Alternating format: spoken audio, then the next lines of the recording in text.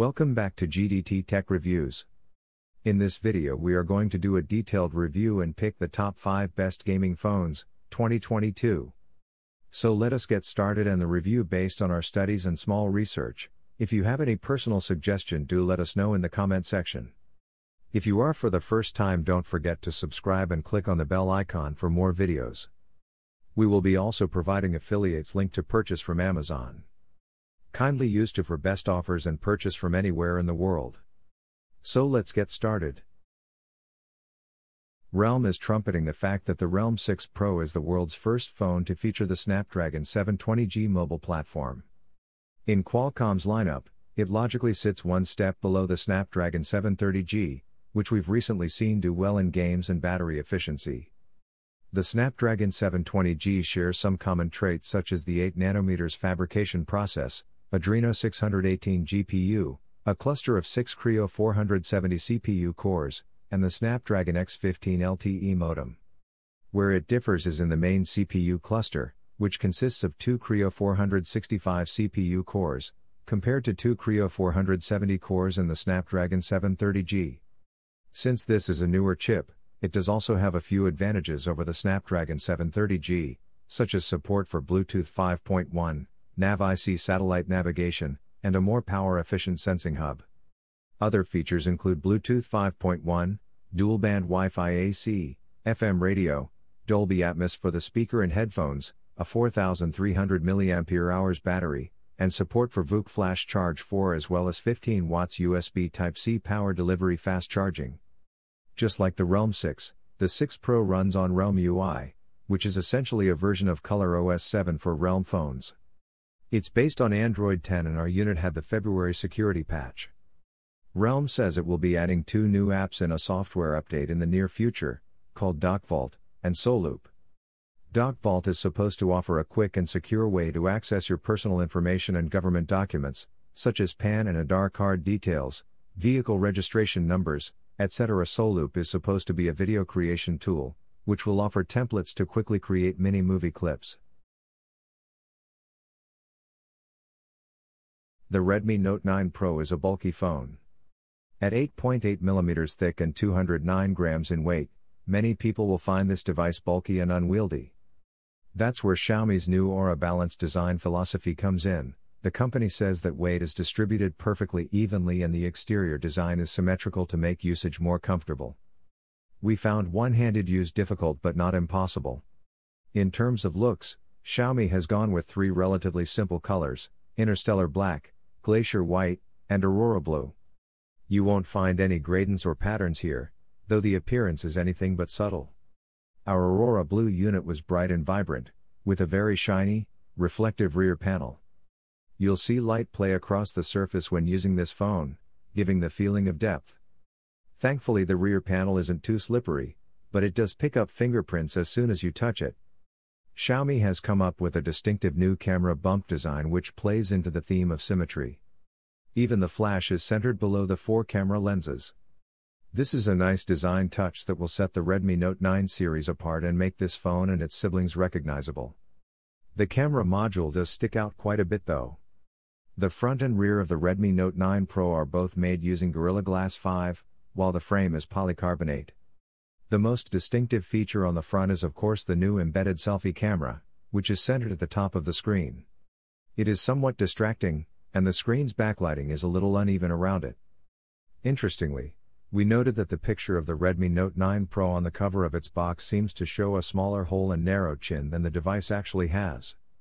That said, the phone still looks modern and definitely defies expectations for its price category.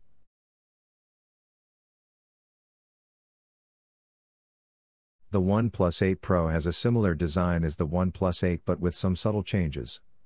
Its display is actually rounded on the sides, rather than just having curved glass like on the 8. As a result, the display offers a more immersive feel, but this also means your fingers are almost always touching some part of the screen whenever you hold this phone. Palm rejection works well, and I was able to use the OnePlus 8 Pro even when the sides of my hand were clearly in contact with the display. Trying to take photos with one hand gets tricky, though. I would inevitably end up touching an icon for another shooting mode or menu unintentionally. The bundled case is actually of big help here. The OnePlus 8 Pro has a pretty big 6.78-inch QHD+, 1440 by 3168 pixel, AMOLED panel, with acclaimed high color accuracy and HDR10+ support. New this year is the 120Hz refresh rate, which is bump up from last year's 90Hz. The OnePlus 8 Pro can run at 120Hz at the QHD+ resolution, which is something you still can't do on Samsung's S20 series. Of course, using the phone with that combo will put more strain on the battery, but as I noticed, it wasn't a big problem. More on that later. Out of the box, the screen is set to 120Hz and Full HD+ resolution, so you'll have to manually increase it to QHD+. Content looks good even at the lower resolution, but I personally preferred native QHD+ for the added sharpness. Another feature exclusive to the 8 Pro is motion graphics smoothing. When enabled, it bumps up the frame rate of any video for a smoother, soap opera-like feel when viewing it in full screen. It's compatible with most video players and streaming apps. It works well, but at times it can cause some parts of a scene with fast motion to flicker or clip.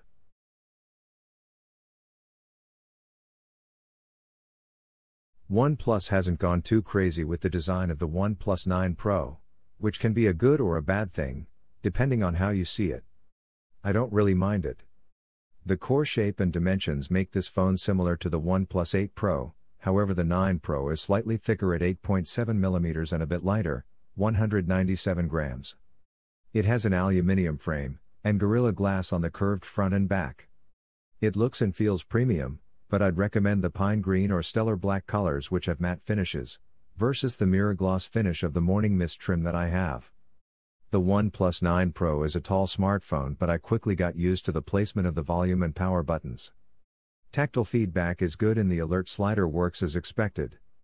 There's no headphone jack but the dual SIM tray, USB Type-C port, USB 3.1 Gen 1, and bottom firing speaker are in the same positions as they are on the 8 Pro. The OnePlus 9 Pro keeps the IP68 dust and water resistance rating of its predecessor but gets an upgraded 50 watts, up from 30 watts, wireless charging system. More on this later. OnePlus has switched to an LTPO OLED display for the OnePlus 9 Pro, which the company claims cuts power consumption by up to 50% compared to the previous model. It's a 6.7-inch display with a QHD+ resolution, 120Hz refresh rate, and HDR10+ certification. The refresh rate is variable based on the app being used. You also get a new feature called Hyper Touch, which when enabled, is said to improve touch response for certain games such as Call of Duty Mobile. The box contents of the OnePlus 9 Pro includes a 65 watts charger, Type-C to Type-C data cable, SIM eject tool, stickers, case, and the usual documentation. It's good to see the fast charger and other accessories still included with the phone, unlike the sparse contents of Samsung and Apple's flagship phone boxes. OnePlus has picked Qualcomm's best current SoC, the Snapdragon 888. Announced in late 2020, this new beast of a chip was initially seen in the global variants of Samsung's Galaxy S21 series. In India we briefly experienced it in the Asus ROG Phone 5, but this will be our first full review. The Snapdragon 888 uses a similar CPU structure as the Samsung Exynos 2100, but we'll see how performance actually differs between the two. It's built on a 5nm process and features Qualcomm's integrated X65G modem. The Asus ROG Phone 5 has a largely similar design as its predecessor, the ROG 3, a black rectangle, or white, if you get the ultimate version, with the buttons and ports in the same places. There are several improvements, of course. For instance, the back cover's RGB lit ROG icon is now filtered through blocks that make it look 8-bit, but most are less noticeable. There's a volume button rocker above a power button on the right side, with capacitive touch buttons on the extreme top and bottom edges of the right side that act as shoulder buttons.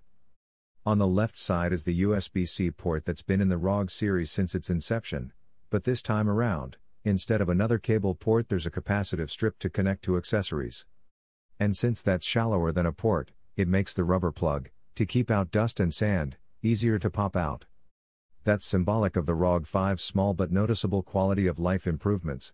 The 6.78-inch display is slightly larger than the ROG 3's thanks to smaller top and bottom bezels, more responsive shoulder buttons than in the ROG 3, and of course, the 3.5mm headphone jack.